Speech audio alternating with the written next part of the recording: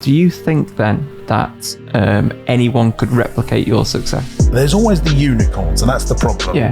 People put the unicorns on a mantelpiece and say, look, this person's done it. But they're not the rule, they're the exceptions. I have a bit of a problem with anybody that's selling a kind of cut and paste, follow these 60 steps and you can become a millionaire business owner. But most of those people don't have the hunger really for it. The best mentors I've had have sort of done it for free, give me sort of unbiased opinion. I don't know how I would feel about paying for it. So I've never had one single mentor, but I've definitely had lots of mentors. Yeah. It's one of the best things that small businesses can get. The thing that pisses me off the most is the 20-year-old life coach. What can you teach people?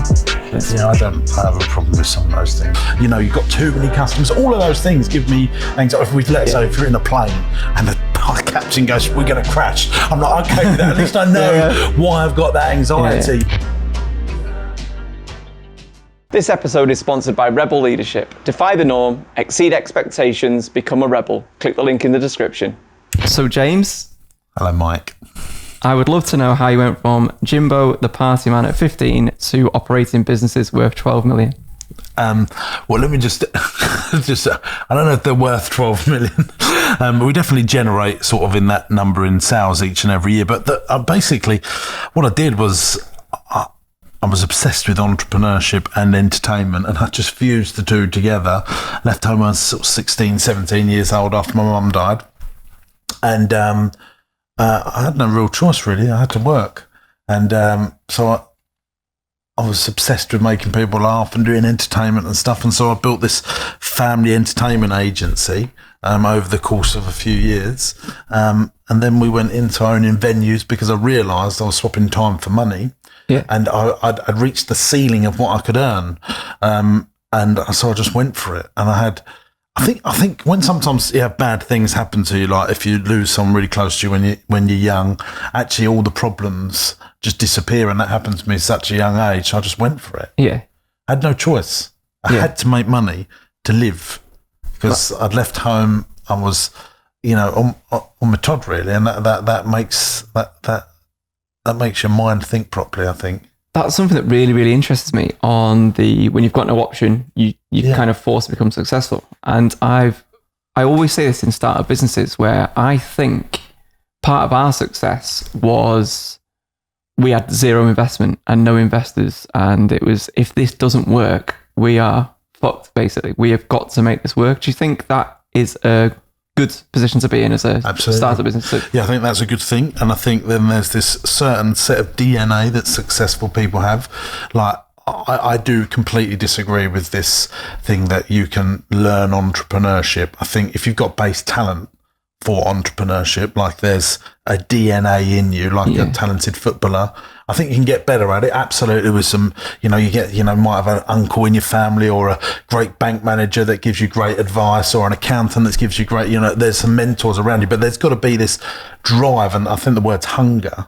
And I think that was really what drove me and still drives me. Whilst I'm still hungry, I know that things will happen. Yeah. That is and I've really tried to understand myself, is why do I do these things? Because actually my lifestyle doesn't improve now where it's got a lot bigger, whether we buy another venue, open another day nursery, put on another event or do something. It's because of this hunger to create things.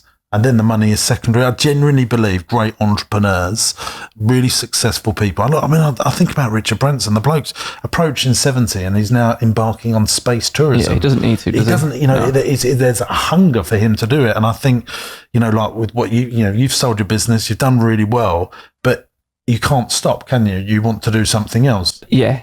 It's like a curse, I think. Absolutely. I think, and I tell you that when I was about 26, 27, about 2011 time, like everything was a real challenge up until about 2011. It was burning through cash, and we was opening things up. We was doing our business was very capital intensive, unlike the one that you set up. So like 100,000 was nothing. 500,000 is not like now, £1 million just it comes in every month, and £1 million goes out every month. Some months it's a very stressful situation, but I think entrepreneurs thrive on that, whereas most people can't stand that. And I've assessed through my life, so 2008, 9, 10, 11, things got a lot easier for us. We brought in some big cash, we'd got proper funding come into the business, and for the first time I started to relax and think, everything's all right now. Then I was really like, shit, I left home, I haven't done any boys' holidays, didn't have like weekends off and all this sort of thing, and it just all come.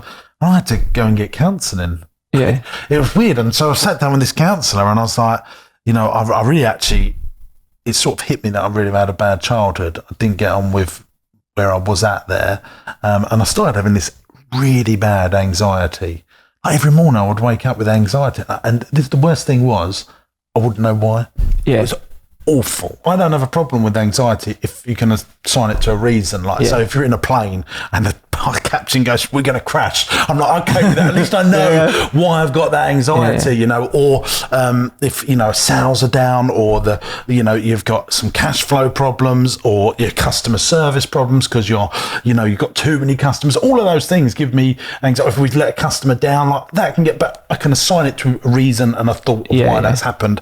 When it did, I just didn't know why I felt it, and it was just that basically, what they say about a heart attack, you never get a heart attack when you're stressed, you have a heart attack when you relax. It's a lot of common thing that happens to lots of people. You get ill when you start to relax, and you don't, you live off adrenaline when you're stressed out and stuff. And I think that's what happened to me for the first time. It's when everything's all right, usually is when some people really start thinking, because you have that brain capacity. Our business is all consumer. It's like having a baby, everything's on it. And then, like you see this with mums, when their children leave home, or dads when their children leave home, like then all of a sudden there's all this spare time, space, and then they go through a divorce. Having the kid, and I think it's because your mind is given that break to think about, actually, am I happy in this situation?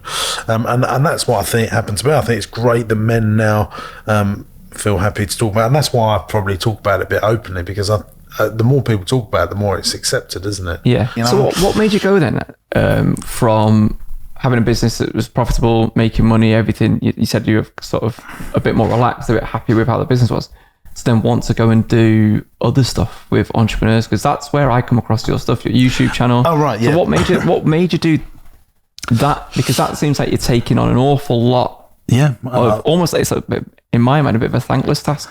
So absolutely. So I think entrepreneurs have a real problem as well, is that they use their business to solve their boredom. So across the board. So whereas, most people have a hobby, business owners use their business as their hobby. It solves their boredom and stuff. I am at heart an entertainer. So, a lot of people, I always say, a lot of people have a fear of being on stage. You've got a fear of not being on stage. And as I stop becoming a magician, as I've got older, I still do it a bit now for our parks and stuff, but I don't do it I was doing 15 shows a week when I was like 16, 17. It was, like I was everywhere. And I thought, I've got this real love of being on stage. And so someone asked me to go and speak to a load of kids at a school about, they didn't like being at school, like they were bunking off and stuff, but they had they wanted to own their own business when they left school. And so I went and done a talk to them. I loved it. Then I've done some talks at universities. Got asked, I just fell into the love of public speaking. And I'm like, and that, I literally love doing it.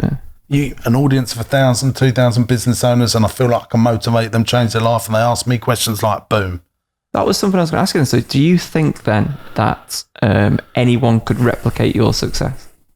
So do you think it's like you could put out, if you follow these, because I have a real kind of strange relationship with sort of like mentors, and if you follow these steps, because I get it in some regards. So I've never had one single mentor, but I've definitely had lots of mentors that, I've gone to. None of them have been family as such, but I've had great bank managers. For example, Ian Douglas, my first bank manager at Lloyd's, really helped me. Then Dave Oram at Barclays Corporate, and then I've moved to another bank now, a private bank, and I've got an amazing bank manager. They've all been mini mentors. And then I've got a guy called Andrew Wolf, who's got a big leisure business he's mentored, but but not officially, but they've been there to ask questions. But I come back to that original point that we said at the start of the podcast. I do think that some people have the ability to manage stress, problems, challenges more than others, and still sleep at night, and others cannot.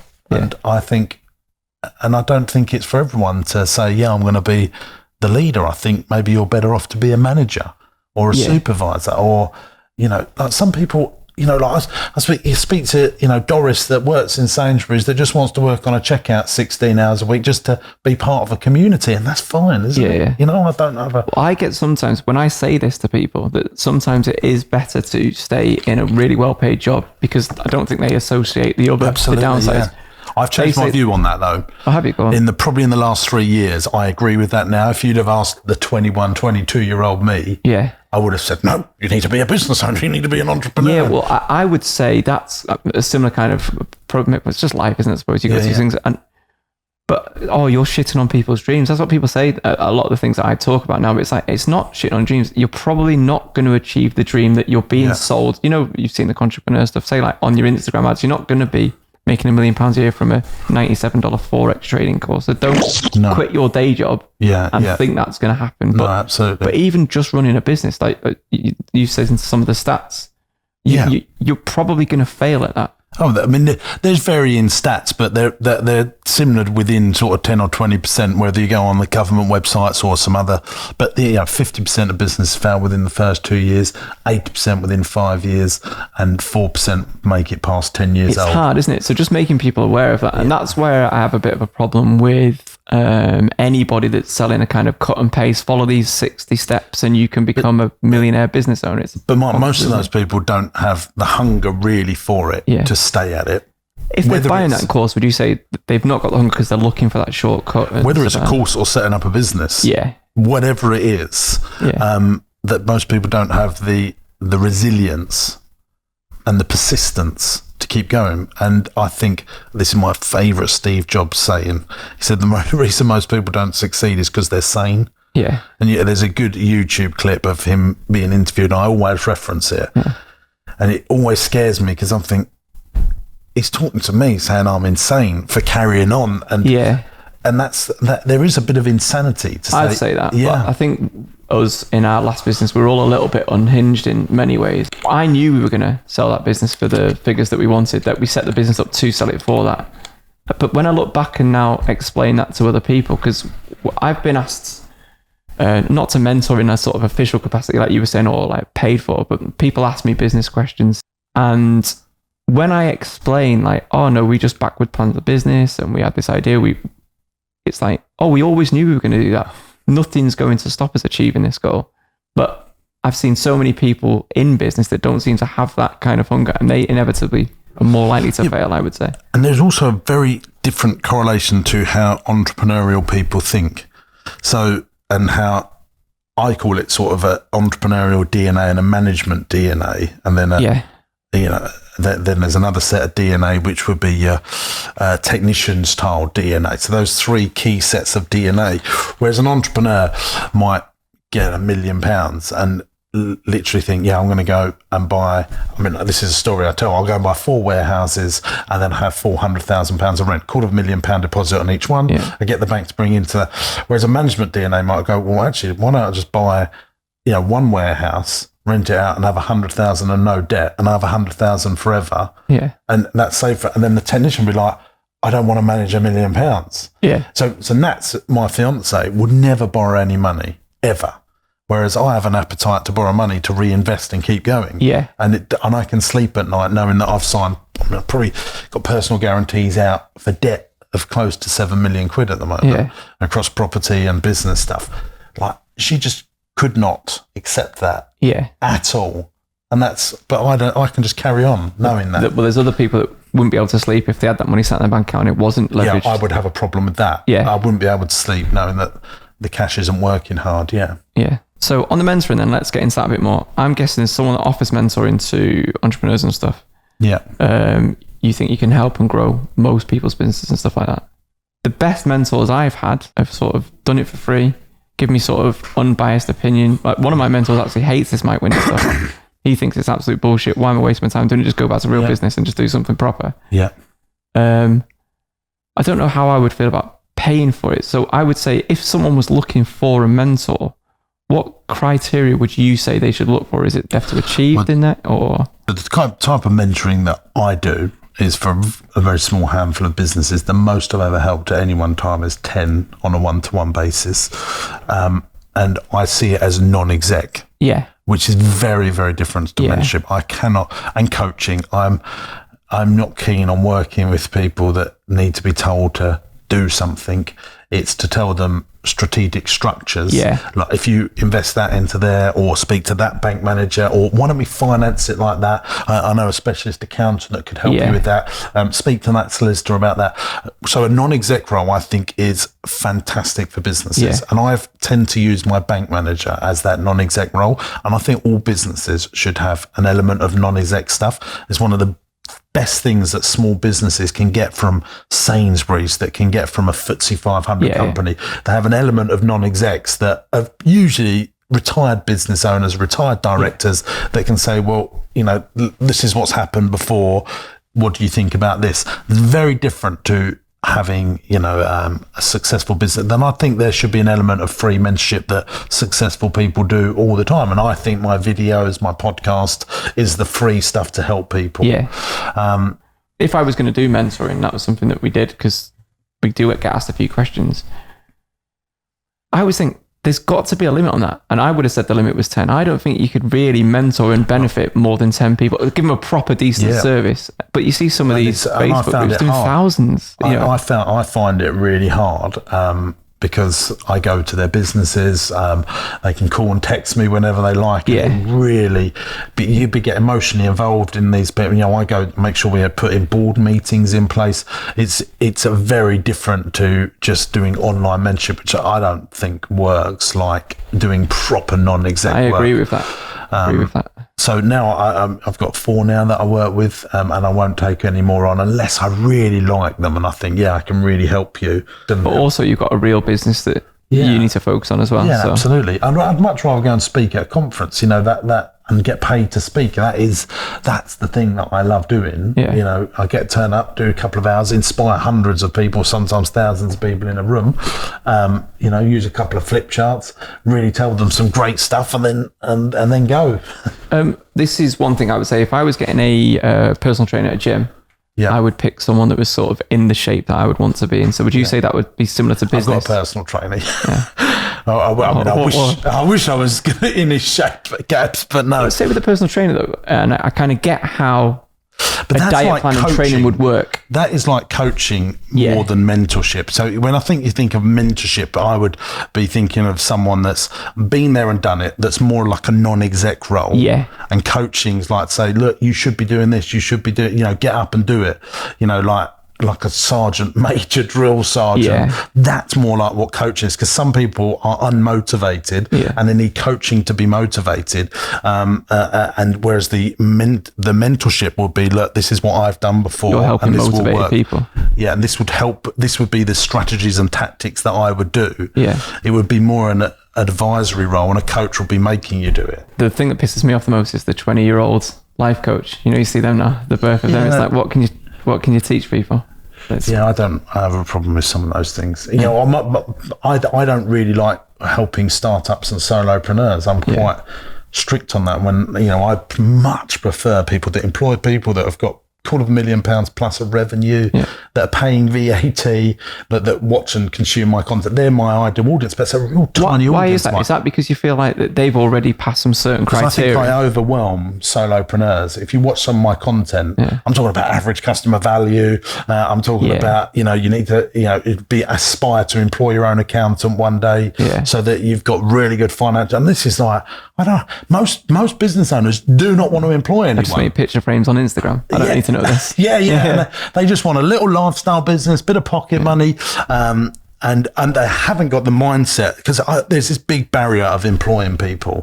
When I meet people, if they say I've got a VA, and I've already worked out that they are people that are trying to suppress their success, if you like, because I believe to build something great, you need to employ people. Yeah. You can't do everything yourself. And lots of people have a problem with that. And I'm not for them. Do you think a lot of people then create a job for themselves rather than a business? Yeah. One of my big phrases is you're creating a profitable job rather than a profitable business. Now, if you are going to do that profitable job because that's as much as your mindset's allowing you to go to, you should invest 50% of your income into stocks and shares of big, safe companies. Yeah. Google's, Facebook's, let them work for 10 years and then that'll make you some money, hopefully, based on 300 years of science.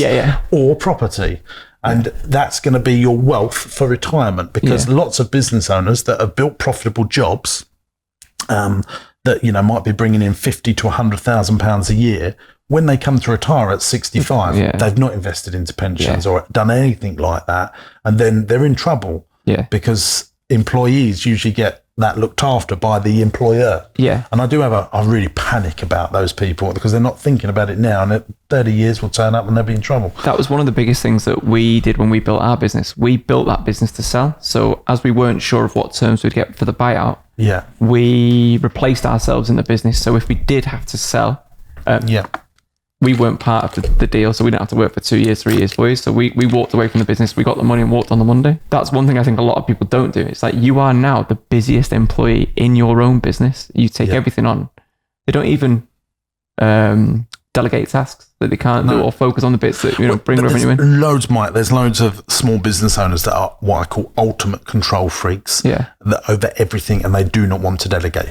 Big difference between people that are very entrepreneurial is they cannot wait to employ people. Yeah. Like, so as soon as I was, the first person I employed was a cleaner. Yeah. So I moved out, I started cleaning, I was like, I could make more money doing the sales and marketing. It wasn't like I made that decision and then 3 seconds later I found a cleaner. Yeah. You know, but most people would be like, well, I need to get 2 years' salary in the bank before I pay anyone. Yeah. You know, before I employ anyone, sorry. And I have a real problem. Like, I just don't think like that. Some people would look there and go, oh, their salary's 20 grand. And they're seeing that as a 20 grand decision, when really you might need to keep them for 2 months. I always think of it as a monthly payment rather than a... Absolutely, but sometimes you can't teach that stuff. Like, that's ingrained into you. Like that's logic. To me, that's not even a real thing that you need to learn. That's obvious. There's certain and exactly the same as where also making decisions quick. You went and phoned a cleaner in 3 seconds because you don't know if it's a good decision or a bad decision until you fucking do it. I look at so going back to my fiance Nats, like. Who isn't the cleaner? No, she isn't. No.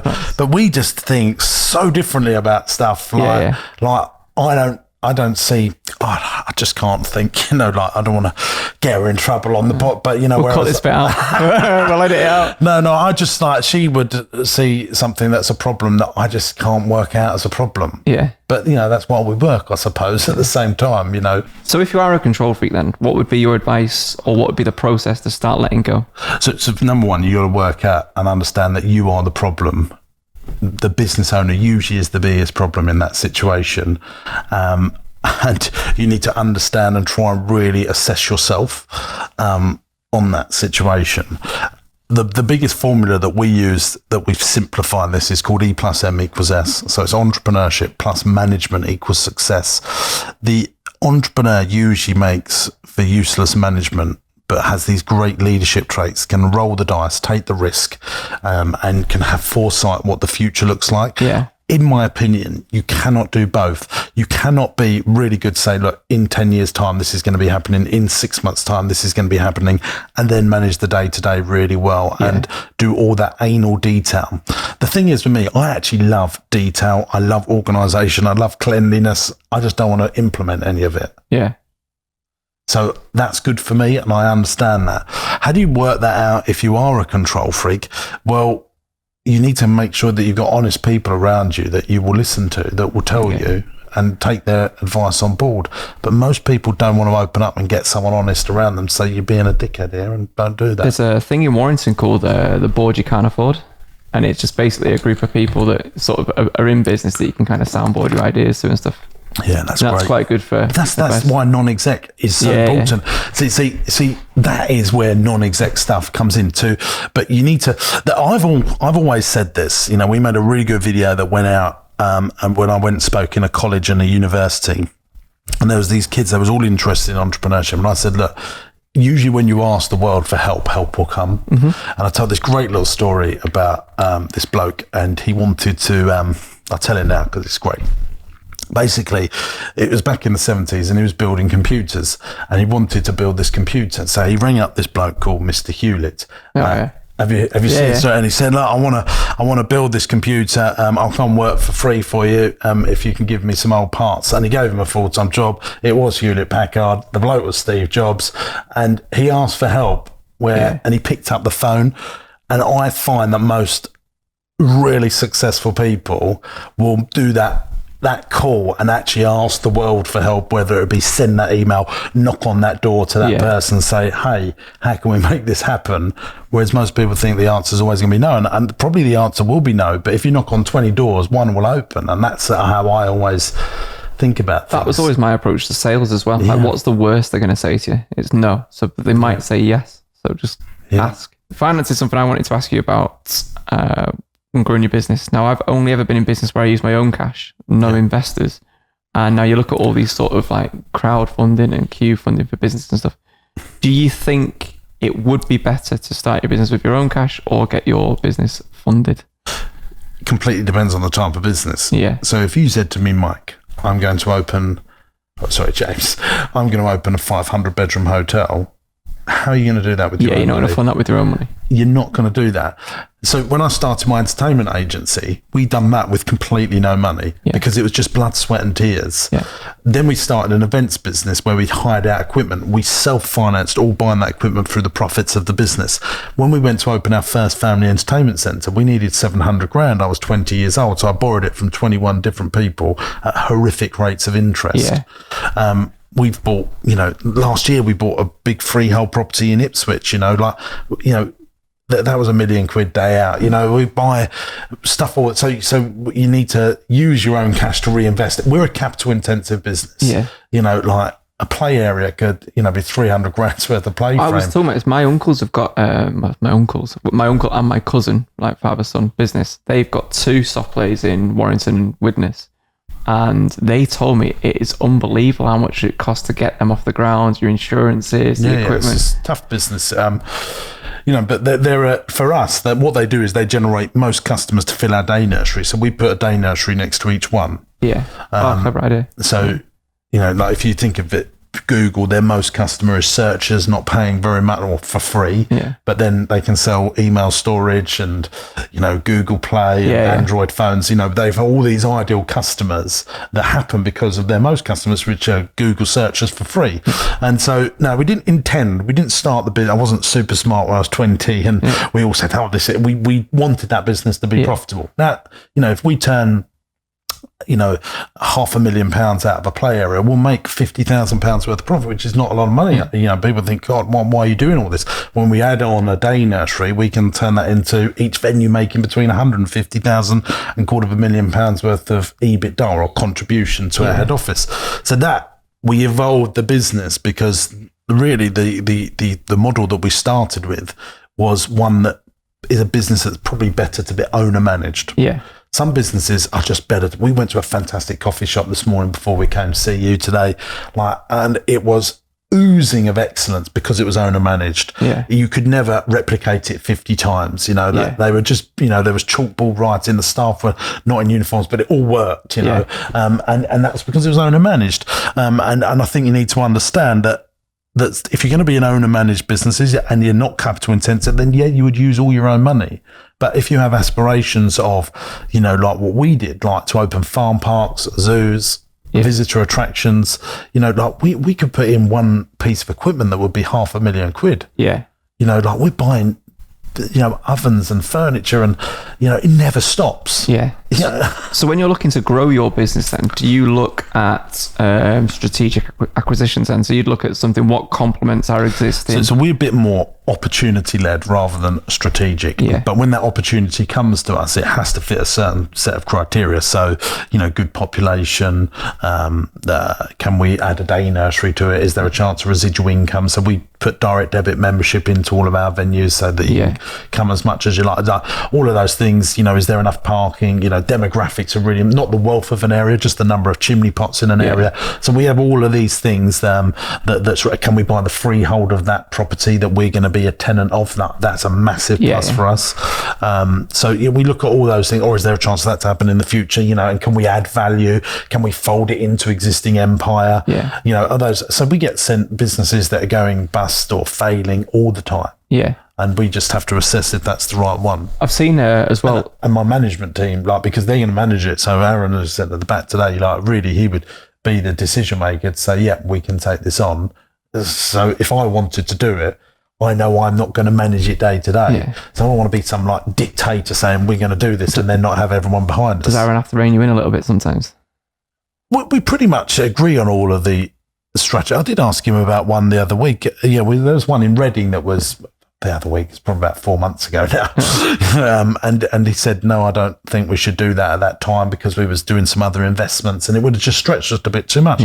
So if he says no, then that's it. It's just dropped. Do you think that, like you said there, you were doing other things at the time? Do you think focusing on one thing, getting that up and running properly and working properly is essential for the success of a business rather than I think it is 100% the right thing to do. Is whether entrepreneurs do it or not.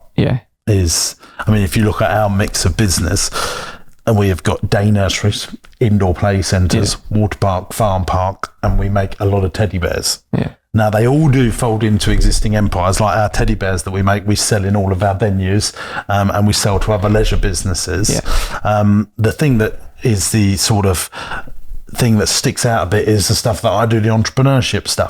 But actually, my personal brand, this stuff here has helped me find huge opportunities when leisure businesses go for sale. So we went to see this zoo the other day that we want to buy. As soon as I walked in, the guy knew me, he'd seen me speak at a conference. That is really powerful. And when a shopping centre chain that had 9 venues wanted us to put in indoor play centres and nurseries, they'd seen my content on LinkedIn. And it attracts great people to come and work for you. And any money that I make from that, I invest back into Partyman because it's actually very highly profitable doing speaking and conferences and stuff. And I enjoy doing it. So that's the other thing. That's the bit I've struggled with, doing the sort of visible social media, Mike Winnet stuff. We always had a decent crowd on LinkedIn, but that's grown quite a lot and stuff, and doing the YouTube stuff. At the moment, there is nowhere to use that kind of platform because we've not got anything that, a profitable business or anything in the background. But it's interesting you saying that it's actually opened up other opportunities for you. I've not seen that yet myself, but it's something that when you come to employ people, if you've got a big personal brand, you will attract the best talent that are already indoctrinated into your style. So, I think Steve Jobs, big personal brand, the best computer programmers wanted to go and work for him. So then, say Gary Vee then, because he's someone that probably polarizes opinion a lot on social media and in the comments on YouTube and stuff like that. Would you say that's the reason why he pushes his personal brand so much, because it just opens up so many more opportunities to him on the business side, and that's where he's going to make his money? I think no one realises that when you build a personal brand, when you write books and stuff like that you're going to attract great people to come work for you. Chudders, who makes all my videos, saw me speak. He's one of our best employees and most talented people. We haven't, to go through a recruitment process to find someone like that. It's like striking gold.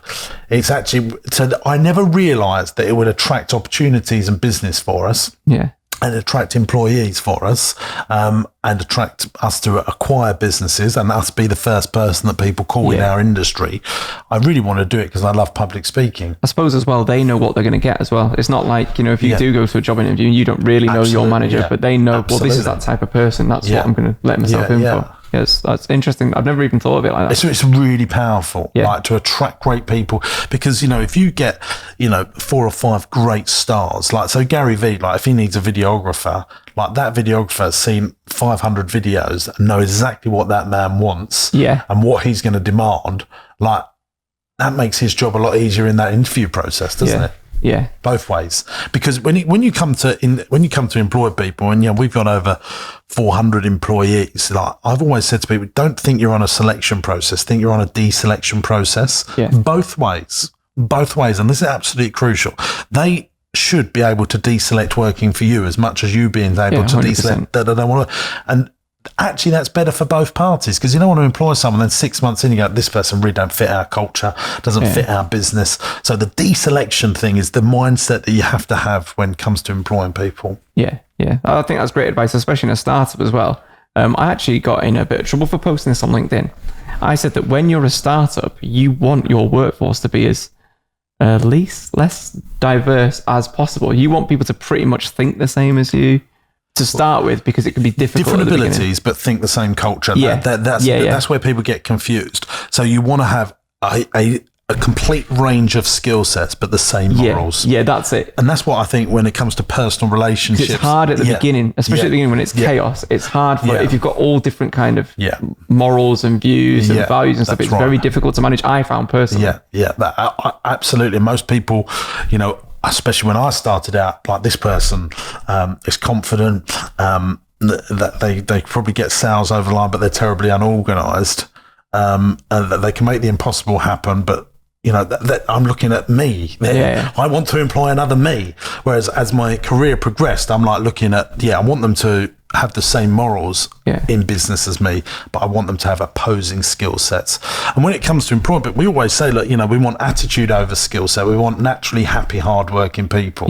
Because we have really employed people that have had fantastic skill. When we've acquired businesses, especially, I'm thinking of someone right now, I don't want to say their name, but we acquired this business and this person had a fantastic skill set, but the most terrible attitude.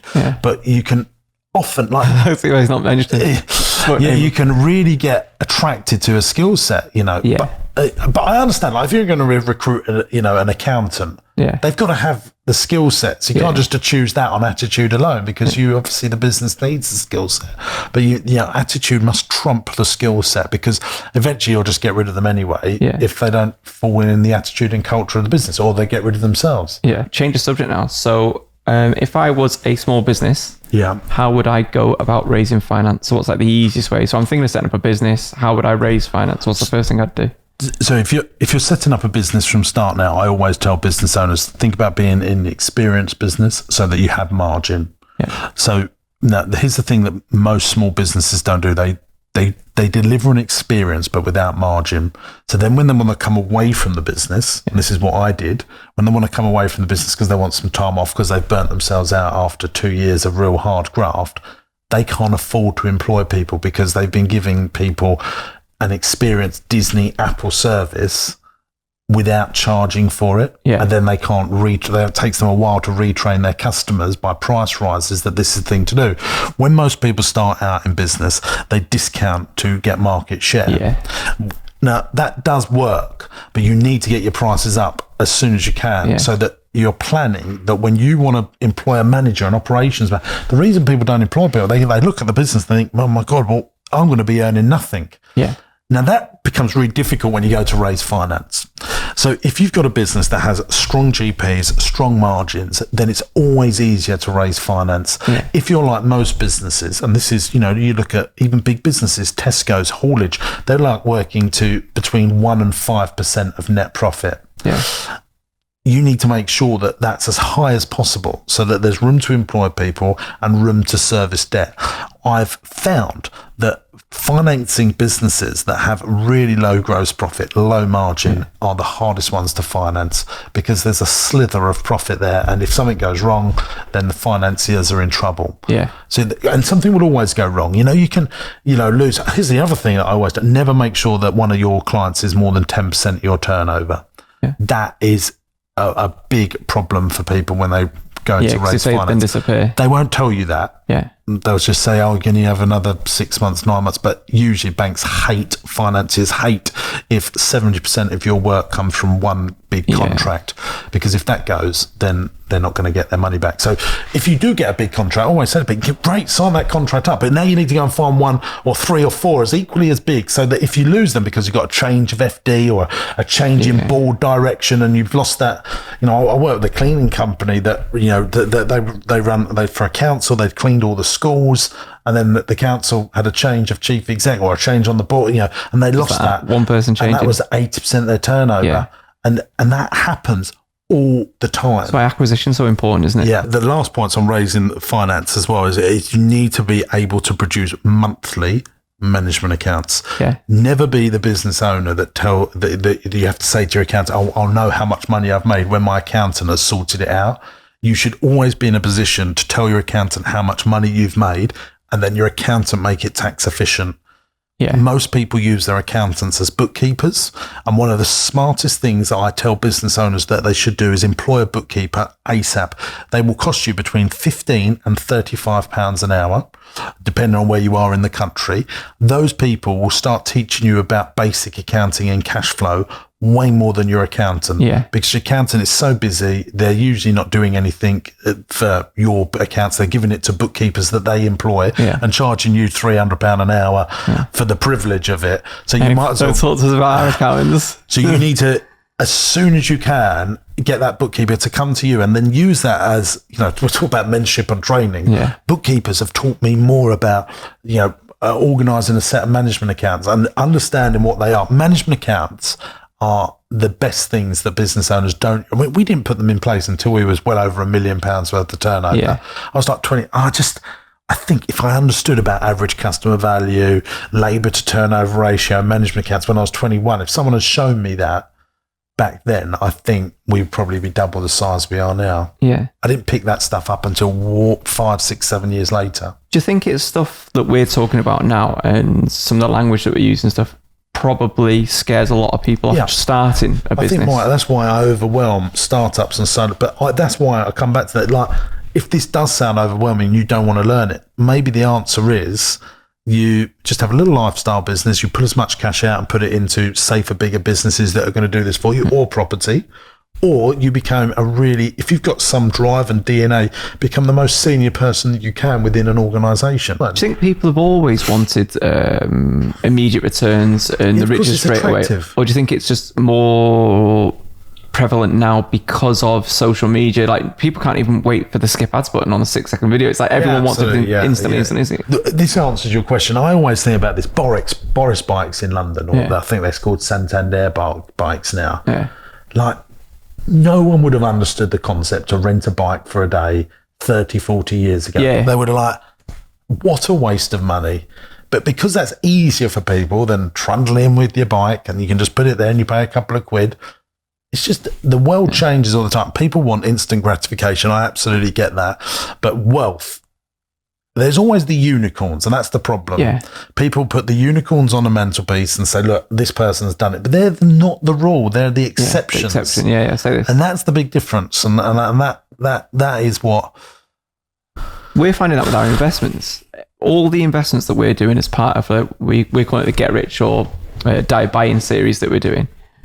The ones, that's great. The ones that seem to be working are the less sexy, no immediate promises of returns or wealth. It's like, and you're looking at 10, 15, 20 year strategies. That's with the stocks and shares, like you said about. Yeah. So that's where we've put most of our money, and that's given us a consistent small return. But the thing is, you talk about property or stocks and shares, those two things. If you read 10 books on property and stocks and shares via not reading 10 books on stocks and shares, you're going to make better investments. 100%. So going to some seminars on property and stocks and shares will make your money go further. Yeah. My initial thing into property was I bought a house where I lived. I lived in Brentwood. So my first house was in Brentwood in Essex, where Tow is made. Yeah. I bought that. It's done all right for me. It was a 4-bedroom mock Georgian townhouse. That was the first property I bought. But from a return on investment point of view at the time, and return of cash flow and rent, it was a terrible decision. Yeah. I should have bought 5 houses in Manchester that would have made me much more cash flow. Yeah. I didn't understand all that stuff, and still I started going to seminars on property and reading books on property. So I do think that getting base education is going to make you so much better. And that's why I say get a bookkeeper as soon as possible, because they teach you so much stuff for £20-30 an hour. I think if you're looking for the answer from one source as well, and you think that one book's going to change your life, or one seminar's going to change your life, or one guru to go and get information, I think that is a dangerous thing to be doing. Yep, and I couldn't agree more. So say about that house there, this is my opinion. Like, you could have gone to a property event, but eventually you've got to buy a property and work out whether it was a good decision or bad decision. Because I've made some bad property investments. But Mike, the difference is now, like choosing the vets, there is Audible and YouTube and LinkedIn that you can sort of stress test people and see if you like them before you go to their events. Yeah. but that's what you need to do. Yeah. You need to, if they've, one of the things, I go into school, I always say this, I always see kids wearing Nike. I go, look, hey guys, I've got this little secret. I want to tell you how you can spend 6 hours with a billionaire for practically free. I've worked out how to do it. And they'll go, yeah, I really want to know. And I go, you go on this website called Amazon and you buy this book called Shoe Dog. And the guy that is the 5th richest man in America tells you how he done it. Yeah. And do you know the thing is, they don't know that. Yeah. It's like they're not taught that stuff at school, but actually that book, like the Shoe Dog. Have you read Shoe Dog? No, I know the book though. It is a fantastic book of how a man literally struggled for so many years to build. Like Mikey was turning millions and millions of pounds and not making any money, and it just there was a tipping point and it just went wild. But he talks exactly how to do that. That is a great £15 investment. Yeah, like fantastic. Yeah. But most people don't realise that in entrepreneurship, and I didn't realise that. I didn't know that any seminars existed. How I found out about this seminar world was I watched the film Wolf of Wall Street. Yeah. And I was like, this guy, he's now making money doing seminars. This Jordan Belfort, like, what is this? I've never even heard of this. But you were already in your businesses at this point. Way into it. But I'd never heard of any of this stuff, Mike. We say this, I'd never heard of, and this isn't very similar. I'd never heard of Grant Cardone or Gary Vee or any of these business gurus until after I'd sold my business. Yeah. And I was like, oh shit, all this stuff's out there. Yeah. But it was like, because I was too focused on actually doing. Yeah, no, it was like the Jim Rohn. I don't know if you know Jim Rohn. Tony Robbins worked for Jim Rohn. That was Tony Robbins. I didn't know Tony Robbins was until I didn't know any of these people. I was too busy doing the thing than rather sitting there for 4, 5, 6, 7. Because at some point you've got to go and actually stop motivating yourself and go and do it. But or those don't people, do it. like, the ones that put out loads of content for free, like Grant Cardone, Gary Vee, there is stuff that you can pick up and learn from those guys. Yeah, of course. Absolutely. And I think there's stuff that you can pick up and learn from watching the 400 videos that we've made. And you need to spend time doing this stuff, listening to podcasts. It's a great thing to do, and I'm sure that there are. Do you think people don't want to go through it though? So say if there's a 2-hour podcast, they want to be told, tell me in 10 seconds how I become a millionaire, rather than let me go and pick that. So I might buy a book. If I pay £10 for a book and there's just 2 things in that book that improves our business or my view on thing, I see that as a good investment. Well, let me tell you, do you know what I mean? On YouTube, we study our analytics and we changed everything. So we was getting a huge drop off on the beginning of our videos because we was, trying to entertain people in the beginning that didn't know us. So we'd be like, hey, this is making people like, the natural entertainer would do. So we then changed it. In this video, we're going to tell you 5 ways to grow your business using LinkedIn. The watch time massively increased from like 25% to up to 65%. Because we told people the pain we was going to solve them in the beginning. Once they know you, it's very different. Once you've you've got they recognize you, they've watched 20 of your videos, you can then have a little laugh and a joke with them and build up rapport.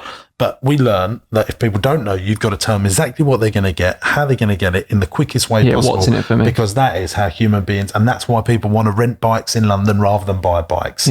So speaking of Boris Johnson, then I saw that you wrote a letter to him. And Did you like the heading? Yeah, that was it. It was like attention grabbing. What was it? Only a stupid prime minister would ignore this letter. Yeah.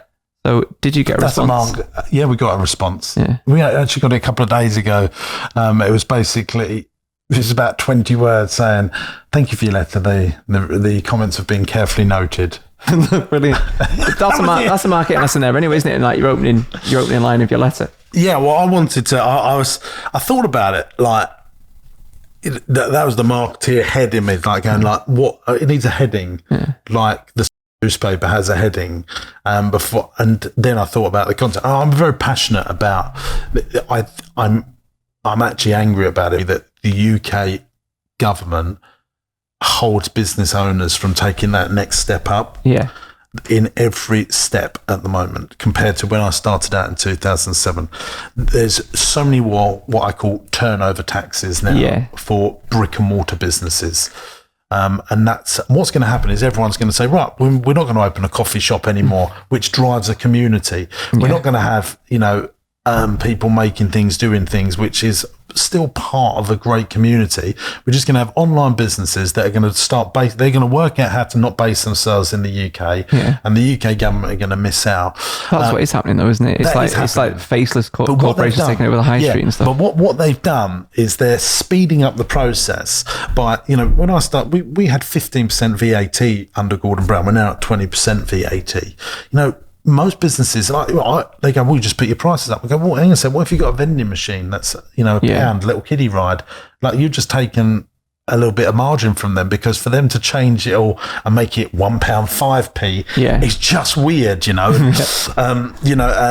the pound shop didn't become the £1 5p shop, or the £1 10 shop. So there's a 7-point plan on stuff that, reduce regulation, make it as cheap as impossible to employ people, reduce VAT so that all the cash they make, they can then pay people more money with it. Yeah. Because it's the tax on employment, the 13% national insurance, all these, if they want to give more public bank holidays and stuff like that, then you've got to subsidise that in the PAYE that's paid over. Because not every business is like Google making millions and millions of pounds. And it's their inefficiency to tax those big companies in the right way. The pressure always comes on the SME. SME or working class as well. It's like that's who's targeted. So I try and use my position and making content to lobby government. I go and see a couple of MPs every year, and they understand. They're like, yeah, James, we totally get this. And then they use things like, oh, well, we couldn't reduce VAT. But what has to happen to actually get change to happen then? What? Well, there's like business rates are another thing that is like killing people. Our business rates are ridiculous. 65 grand a month to be paying business rates, and 2 years ago, I think it's gone up like sort of 18,000 a month compared to 2 years ago on the same site-by-site basis, just because the rateable values are going up. Joe Public don't understand this, and why would they? Because they don't pay business rates. This is killing people, and they're just thinking, well, I'll just close now. But so then you close, and then what happens is you might have employed 50 people at that site. Now they're not earning money, they're not paying tax. Then and some of the people that work in these community things, this is what my message is to government. Some of these people don't want to be rocket scientists. They don't want to be doctors. And so government's answer to this is, we want everyone to be highly skilled and highly paid. Not everyone wants a stressful, highly skilled job. Some people just, Nan might want to earn. Some might want to work two days a week at this place. Or even 1 day a week. Just clock in, clock out. Yeah, and that's great for community. And we can't just be all about them big 500 companies, which we want. There's got to be, I sound like a socialist here, and I'm not, I am definitely not. But, I do think that our business provides, jobs for people that don't want to work full time, as well as people that do want to work full time. Not everyone wants to work full time. So not on politics then. Who would you choose, like a non-political person, like could be a celebrity, whatever, to be our Prime Minister?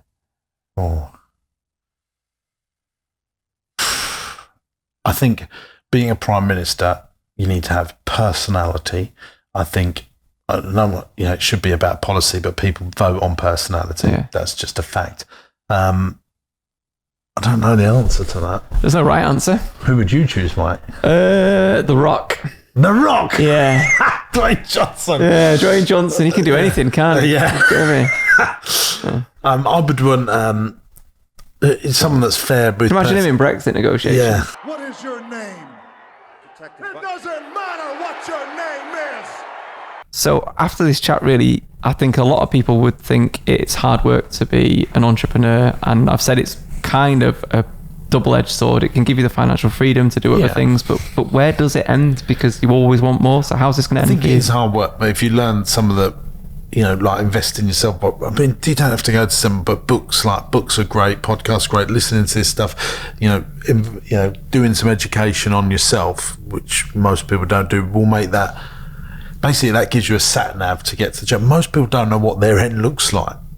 And I think I've always wanted to build Partyman into a national brand and build brands that families love. And that's all. And whilst we keep doing that, we keep on and improving, looking for the 1% improvements for our products and our services, so our customers and our staff, feel 1% better all the time.